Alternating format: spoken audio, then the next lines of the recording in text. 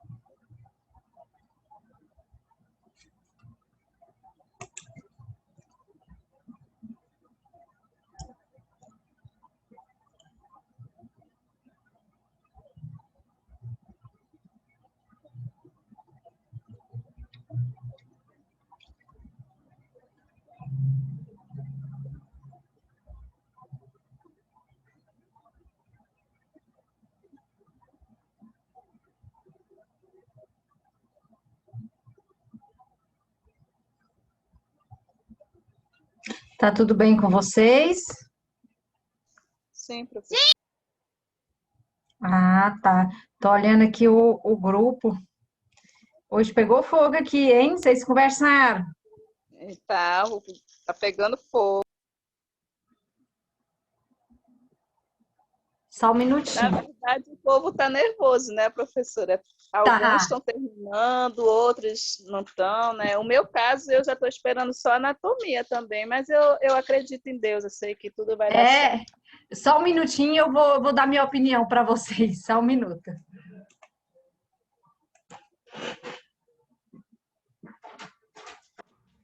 Oi, chamou?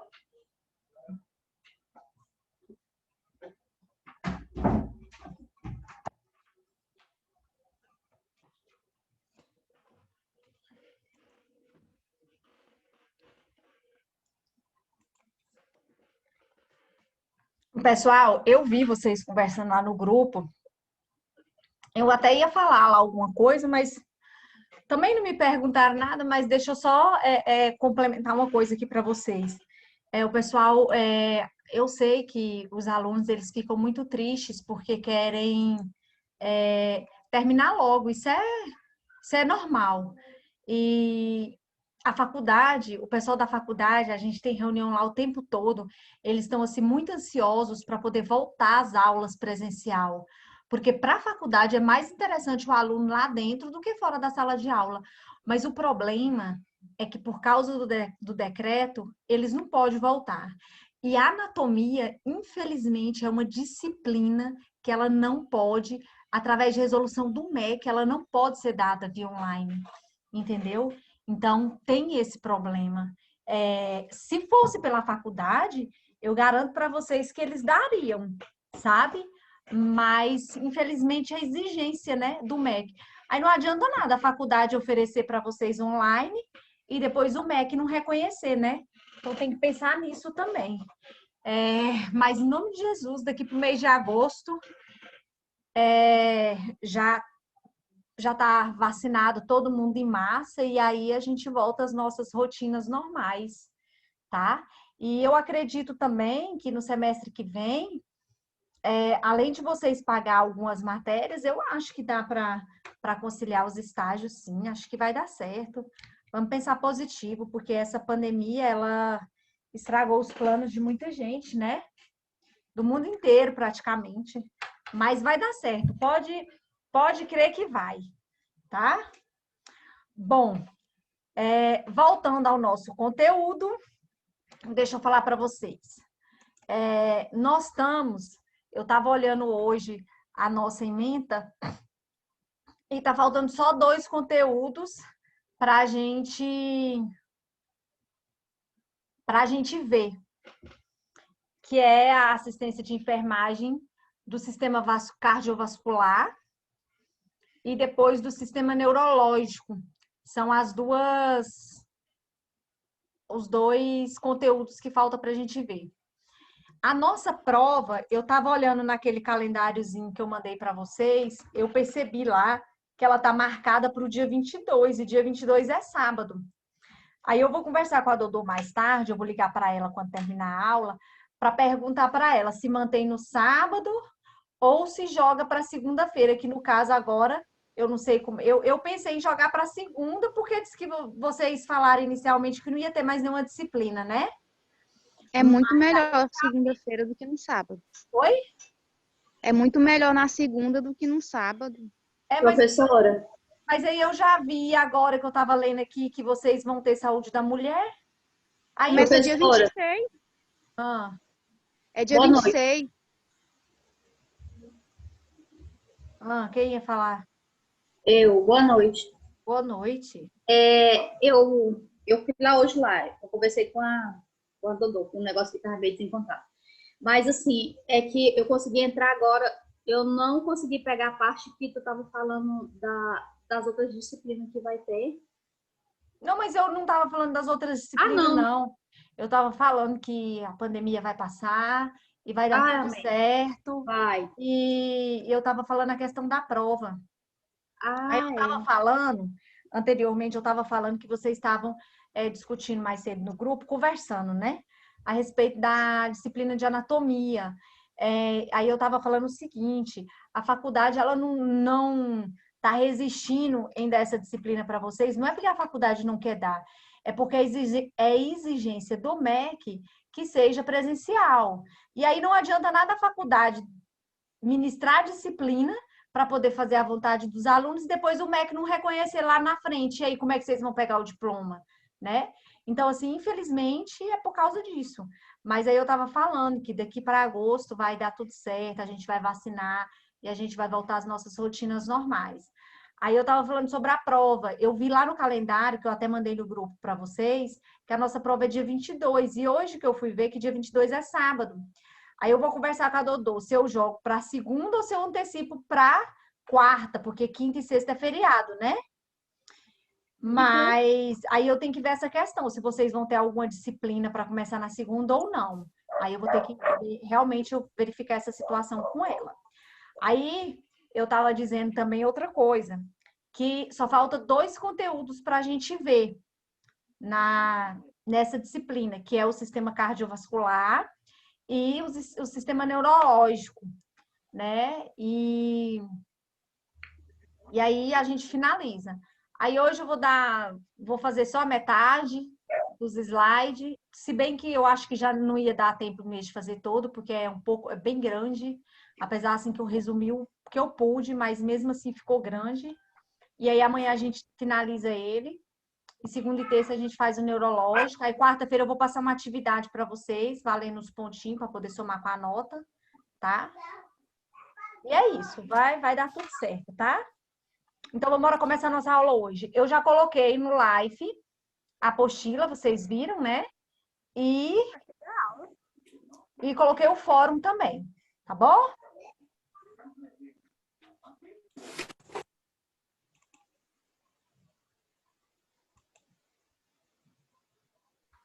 Conseguiram ver a apostila? Sim. Ótimo.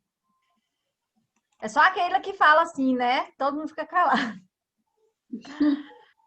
Vamos lá. Olha só. A disciplina de anatomia, né, que a gente estava falando agora, ela é uma disciplina do primeiro bimestre, não é isso? Do primeiro semestre.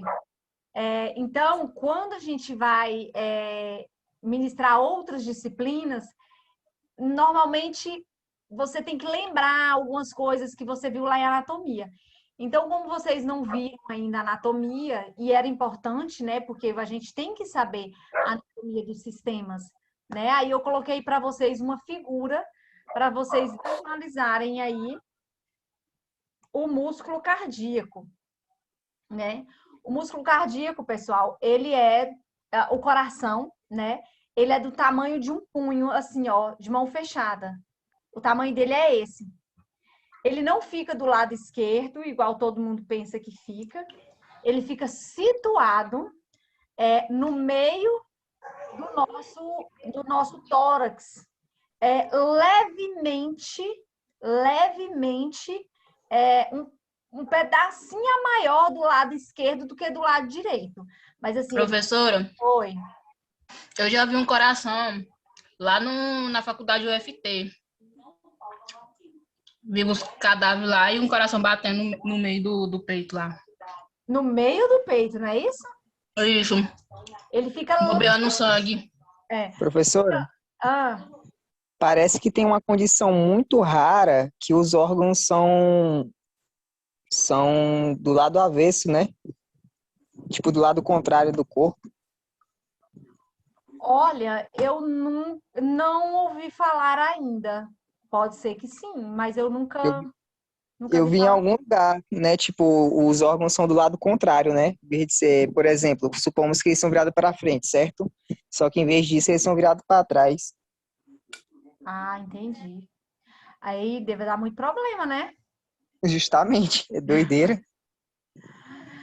Bom, e aí eu coloquei para vocês visualizarem melhor.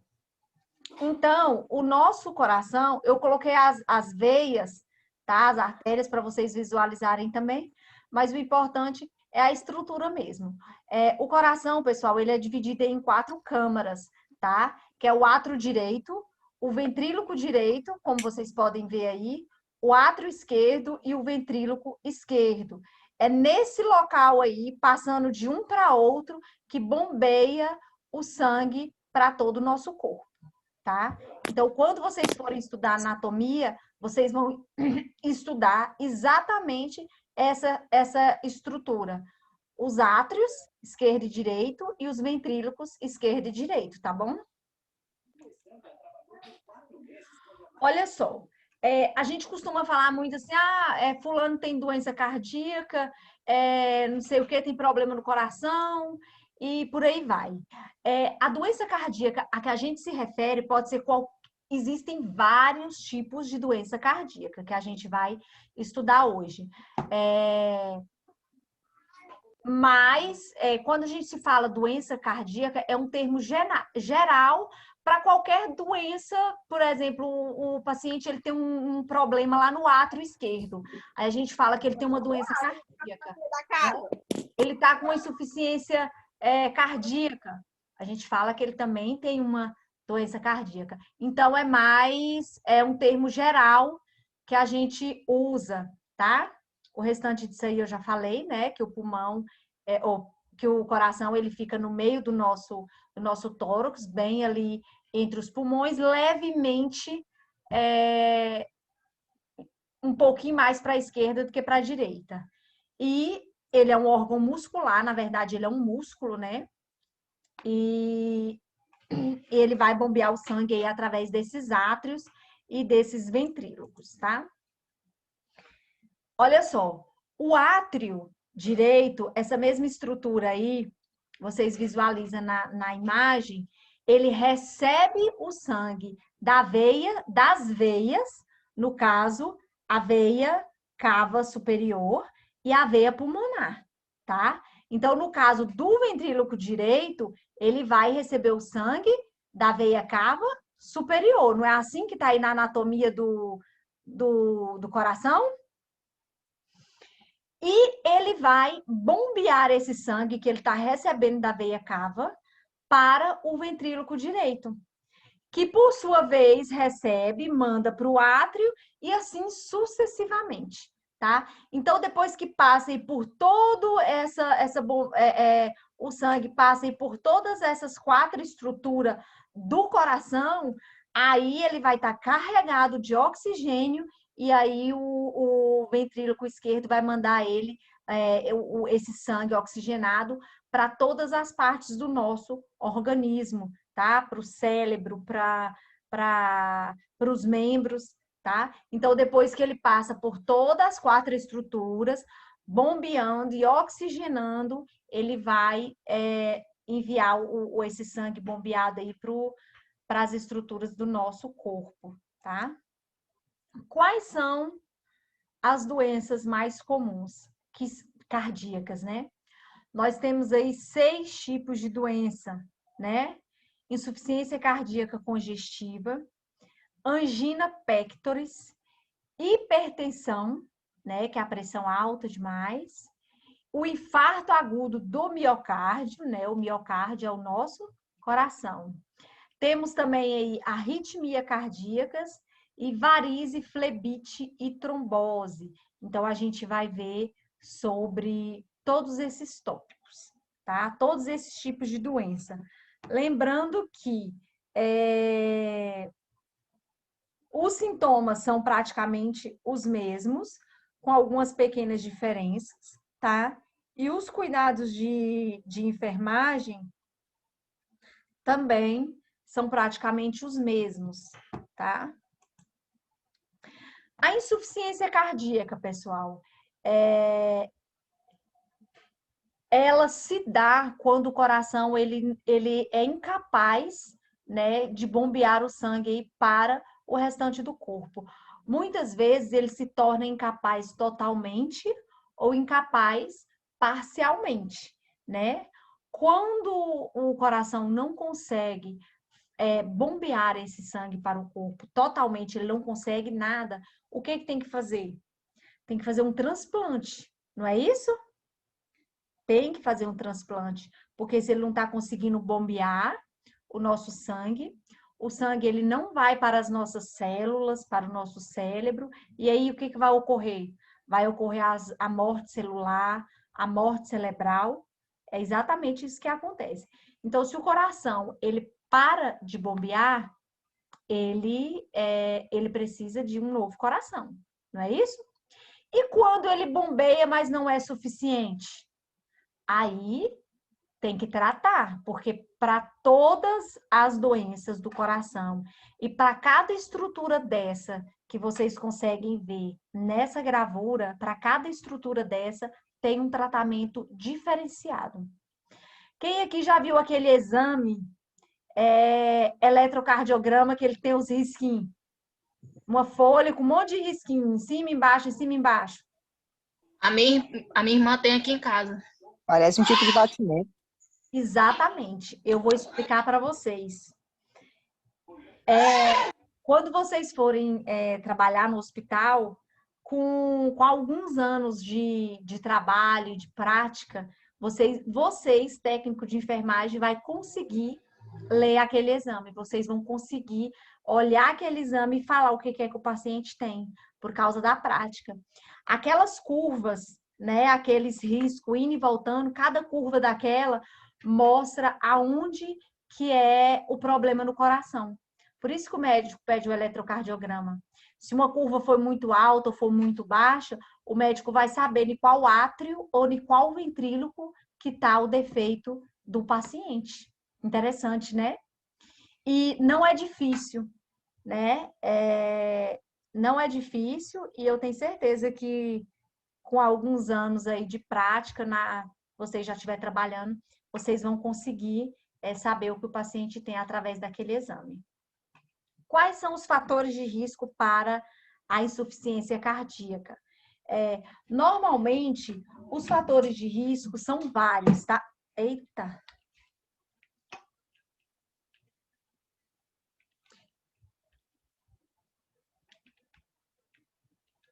Normalmente, os fatores de risco são vários, né? Eles vêm sempre associados com outra coisa, tá? O principal fator de risco para qualquer doença cardíaca, pressão arterial alta, viu, pessoal? Para qualquer doença cardíaca, o maior fator de risco é a pressão arterial alta. Por quê? Se a pressão sanguínea está muito alta, imagina como que aquele sangue vai chegar e vai sair do coração, né? Então, é um dos principais fatores de risco para qualquer problema cardíaco. Doença nas artérias coronárias, tá? É outro fator de risco. Ataque cardíaco, diabetes é outro fator muito importante de risco e normalmente a diabetes ela sempre vem junto com a hipertensão arterial ou a hipertensão arterial vem sempre junto com a diabetes. Um sempre carrega o outro, tá? Apneia do sono, cardiopatia congênita, né? Que são aqueles indivíduos que já nascem com algum problema no coração. Infecção por vírus, consumo de álcool, batimentos irregulares. Tudo isso aí é fator de risco para a insuficiência cardíaca. Normalmente, é como eu acabei de falar para vocês, sempre os fatores são vários, tá? Os principais sintomas, pessoal, como é insuficiência cardíaca, o coração ele começa a trabalhar na sua potência máxima, né? Aí, quando a pessoa tá lá com 50 anos, um exemplo, aí o coração começa a se cansar, né? E ele vai se cansando dia após dia, muito lentamente, ou pode ser muito rapidamente. Mas nesses casos, assim, normalmente que seja lentamente, tá? Então, ele vai se cansando, se cansando, se cansando, até que ele não consegue mais trabalhar em sua potência máxima, né? Então, os sintomas, eles sempre começam devagar, tá? E com o passar do tempo, vai chegando outros sintomas, né? Aí você já percebe que o paciente, ele tá com a pressão arterial elevada, ele tá com os níveis de colesterol alterado, ele tá com a glicemia dele também elevada. Então, sempre vem um caminhando com o outro, tá? Falta de ar, você vai fazer uma caminhada e antes de chegar no meio da caminhada, você já está exausto, ofegante, né? Coração batendo irregular, né? Com arritmia cardíaca. O pulso irregular ou muito rápido também é um sintoma. Normalmente esse sintoma ele fica evidenciado quando a pessoa pratica algum tipo de atividade física, tá? Sensação do batimento cardíaco, de sentir o batimento cardíaco, o coração pulando para fora, né? Não tem isso. Quando nós somos saudáveis, né? Graças a Deus, acredito que ninguém tenha. Mas quando você faz uma caminhada muito rápida ou uma corrida muito rápida, o seu coração ele acelera, né? E um dos sintomas da insuficiência cardíaca é o coração acelerado por muito tempo sem a pessoa ter feito atividade física. Porque quando você faz, é normal, não é verdade? Mas quando a pessoa está com insuficiência cardíaca, ela vai ter essas palpitações, tá? Sendo que ela não fez nenhuma atividade física, tá? Então, é um importante sintoma aí da insuficiência cardíaca. Outro sintoma, náuseas, vômitos e necessidade de urinar durante a noite, né? Logicamente que todo mundo vai no banheiro à noite. A gente está falando daquela necessidade fora do comum, tá? O diagnóstico, pessoal, o médico, ele sempre ouve ali a história do paciente, os relatos, no caso de qualquer tipo de doença do coração, é muito ligada à hereditariedade, tá? Então, o médico ele vai considerar tudo isso para depois pedir exame de laboratório e exame de imagem, né? Aí ele vai pedir eletrocardiograma, ele pode pedir uma ultrassom do coração, ele pode pedir um exame de esteira, aquele exame que a gente chama de mapa, né? Que a pessoa fica com o aparelho ali 24 horas verificando a pressão do paciente. Então, ele vai por etapas, né? Pede um, não foi suficiente, vai pedindo outro, porque tem vários, tá? E o tratamento desse paciente é individualizado. Para cada tratamento do paciente, para cada paciente, é um tratamento diferente, porque o que um paciente sente não é a mesma coisa que o outro está sentindo, tá? Então, o médico, ele faz ali um estudo bem detalhado ali daquele paciente, para poder entrar com um tratamento bem individualizado, tá? E o tratamento, como que ele age? Ele visa, né, a melhorar o que aquele paciente está sentindo. Além de medicações que o médico pode passar, um fator muito determinante para o tratamento dar certo é a mudança no estilo de vida daquele paciente. Por quê? Normalmente, né, não é regra, mas normalmente o paciente que ele tem algum problema cardíaco, ou é hereditariedade, ou ele adquire aquele problema por causa da comida, colesterol muito elevado, as veias e artérias estão todas entupidas de gorduras, né? Que a gente vai ver, a gente vai até falar sobre isso um pouquinho mais para frente.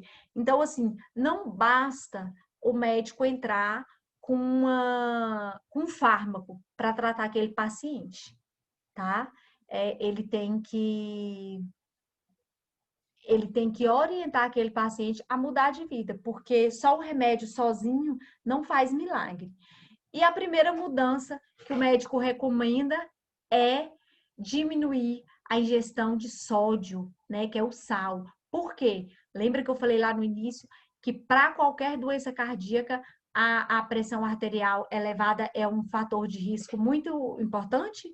Então, tem que diminuir o uso do sal para a pressão arterial ficar em níveis normais, tá? E evitar frituras também, né?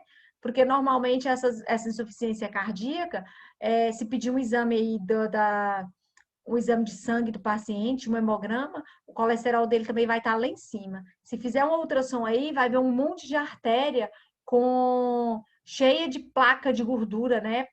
Placa de aterosclerose, a gente vai falar sobre ela mais para frente. Então, é fundamental para o tratamento ter sucesso a mudança no estilo de vida daquele paciente. E aí o médico vai orientar, vai indicar exercício físico, né, caminhadas, meia hora todo dia no mínimo. Normalmente o que o médico indica é isso, tá? Porque melhora muito o condicionamento físico do paciente. Quais são os cuidados de enfermagem para um paciente com insuficiência cardíaca? Sinais vitais, né? É um dos mais importantes, porque como a pressão arterial elevada, ela está bem associada aí com essa patologia, então tem que verificar os sinais vitais o tempo todo para ver se a pressão está controlada, né? Manter aí a posição de Fowler para facilitar a respiração, né? Porque o paciente ele vai ficar ofegante.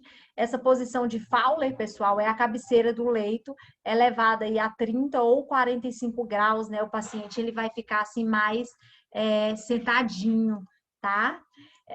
A dieta dele vai ser com pouco sal, né? Que vai ser hipossódica. Isso aí o médico já vai prescrever. Aí por isso que os pacientes lá do hospital reclamam que as comidas não tem sal, né? Porque a maioria deles está tudo com pressão arterial elevada ou com algum problema do tipo. Respiração profunda, né? Porque esse paciente ele vai estar muito ofegante, com os batimentos cardíacos irregulares. Então, o técnico de enfermagem orientar ali aquele paciente a fazer o exercício respiratório, né? Para poder melhorar os batimentos também. Exercícios ativos e passivos com os membros inferiores, né? Tem sempre que orientar também o paciente. Nesse caso, o paciente ele vai ser orientado pelo fisioterapeuta, né? A clínica médica ela tem um corpo de profissionais multidisciplinares que vai ali todo dia, não só médico, enfermeiro, fisioterapeuta, nutricionista, qualquer médico que precisa, ele vai lá, porque tem essa equipe multidisciplinar à disposição. né? Então, a partir do momento que o fisioterapeuta indica ali algum exercício para aquele paciente, mesmo que o fisioterapeuta não foi hoje, ele foi ontem, aí você fala, ó, seu João, vamos fazer o exercício de ontem. Hoje o médico não veio, mas vai fazendo aí que o senhor aprendeu. Então, assim, o técnico ele tem que estar sempre cobrando isso aí do paciente. Por que que a gente faz exercícios nos membros inferiores?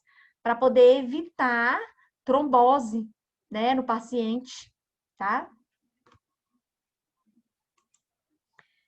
Pesar o paciente diariamente. Esse paciente, ele tá correndo o risco aí de ter aí alguma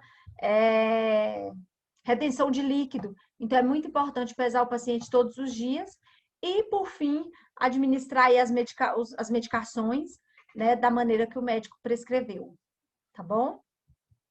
Alguém tem alguma dúvida? Insuficiência cardíaca? Não, né? Que bom. Outra patologia, angina pectoris, né? Vocês vão ver muito falar sobre angina pectoris. Essa angina pectoris, pessoal, é a dor no peito, né? Falando aí vulgarmente, a dor no peito. É quando o coração ele trabalha de forma mais forte, é quando o paciente está praticando um exercício físico muito intenso, ou o paciente ele está exposto aí a baixas temperaturas, ou ele fica muito emocionado. Quem aí nunca viu falar que o paciente teve uma emoção muito grande e teve um ataque do coração, né? Então, o paciente, emoções muito fortes, ele começa a ter dores fortes no peito, achando que pode ser um ataque do coração, não é verdade? Normalmente, o ataque do coração, a pessoa vai a óbito, né?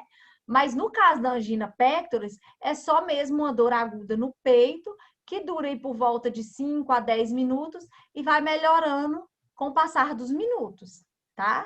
A angina pectoris, ela não é uma dor fatal, tá? E no futuro, se o paciente continuar com essa dor no peito persistente, com os batimentos cardíacos fora do ritmo, futuramente ele pode ter um ataque cardíaco, né? Ou uma insuficiência cardíaca. Se ele tem aquela dor no peito o tempo todo, uma vez na semana, por exemplo, já é perigoso. Ele já tem que procurar ajuda médica para saber qual que é o problema dele, se é só uma arritmia, se é um defeito ali em alguma válvula do coração, em algum átrio, né? Para poder tratar precocemente, tá? Então, é muito importante aí procurar atendimento médico, tá? Quais as causas? A principal causa aí da angina é a doença arterial coronária, que é a aterosclerose. A aterosclerose, pessoal, a gente vai falar um pouquinho mais na frente dela, mas só adiantando, é as placas de gordura que fica grudada ali nas paredes das artérias, tá? Nas artérias que vai lá para o coração, né? Então, se a artéria está obstruída com placa de gordura, o sangue ele não vai ser bombeado corretamente e aí causa a dor no peito. Então, uma das prováveis causas aí dessa angina pectoris pode ser essa aterosclerose, tá?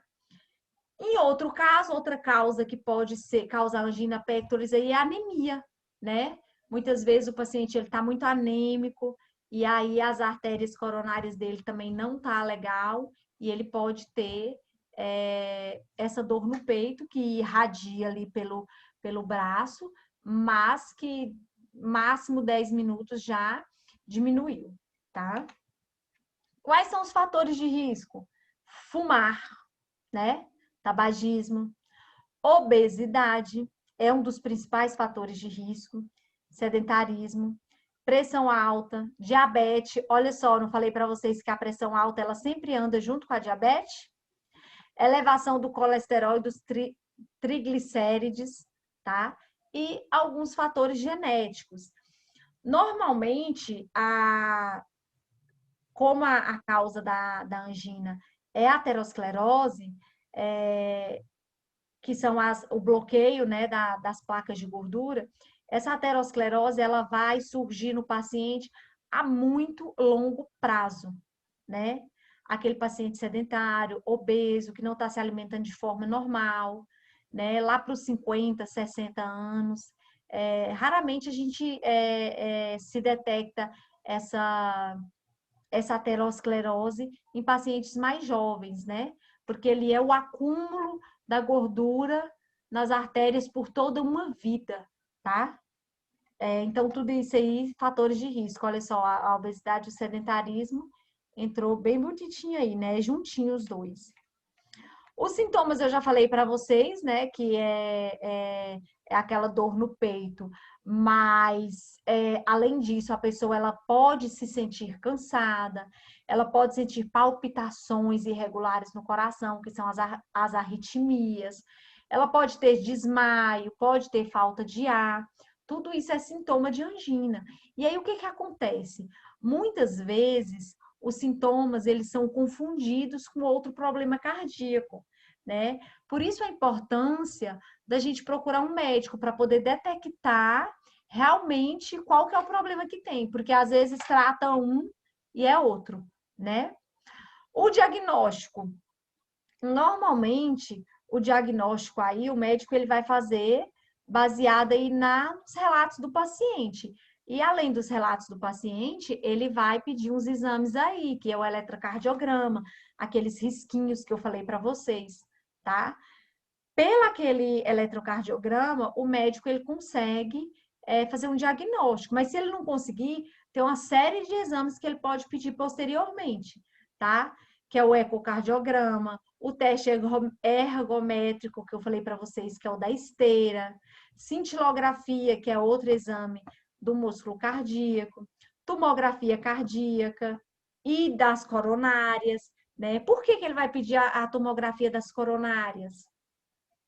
O fator de risco, uma das prováveis causas dela não pode ser as placas de gordura nas artérias, então ele vai pedir essa tomografia nas coronárias para saber se ele tem placa de gordura. Aí ele já vai saber o que está causando a angina pectoris no paciente, né? Então, o estudo aí é muito importante. E, por fim, ele pode pedir aí uma ressonância cardíaca também, para poder fechar esse diagnóstico com mais certeza. Porque, como eu falei para vocês, os sintomas, muitas vezes, eles confundem com outro tipo de doença cardíaca. Então, para ter aquele diagnóstico certeiro mesmo, ele tem aí essa série de exames para poder investigar, tá? O tratamento, pessoal. O tratamento vai ser aí através de algumas medicações, tá? E o paciente também ele pode ser submetido a um processo cirúrgico, né? Que é a colocação das pontes safena. Só que isso vai depender da gravidade do caso do paciente, né? Ele pode também passar por uma angioplastia e colocar stent, né? Essa angioplastia, o que é essa angioplastia? É desentupir as artérias daquele paciente, né? Só que, como eu falei para vocês, não adianta você tratar o paciente com medicação, com processo cirúrgico, e o paciente não mudar os hábitos alimentares, né? Não deixar de ser sedentário. Se ele for obeso, tentar emagrecer, ser orientado para isso, lógico, né? Porque é um fator de risco. Então, não adianta nada, nem um procedimento cirúrgico e nem farmacológico. No caso de problemas do coração, não vai adiantar se não houver uma mudança no estilo de vida do paciente, tá? Então, assim, é extremamente importante essa mudança de estilo de vida, tá? Quais são os cuidados de enfermagem? Avaliar aí as características dessa dor no peito e os sintomas que o paciente relatar, respiração, pressão arterial, né, que é os sinais vitais, frequência cardíaca, tudo isso vocês têm que verificar de 4 em 4 horas, né, vai depender de quanto que o médico vai recomendar, e sempre relatar tudo no prontuário do paciente. Nossa aula vai cair, a gente volta agora, tá? E eletrocardiograma, paciente está sendo tratado com medicação, você vai sempre acompanhar, ver se o paciente não está tendo nenhuma reação àquelas medicações, tá? Avisar sempre o paciente, o médico aí, se por acaso o paciente reclamar que a dor não passa, tá? E orientação do paciente, ela é fundamental para a doença cardíaca.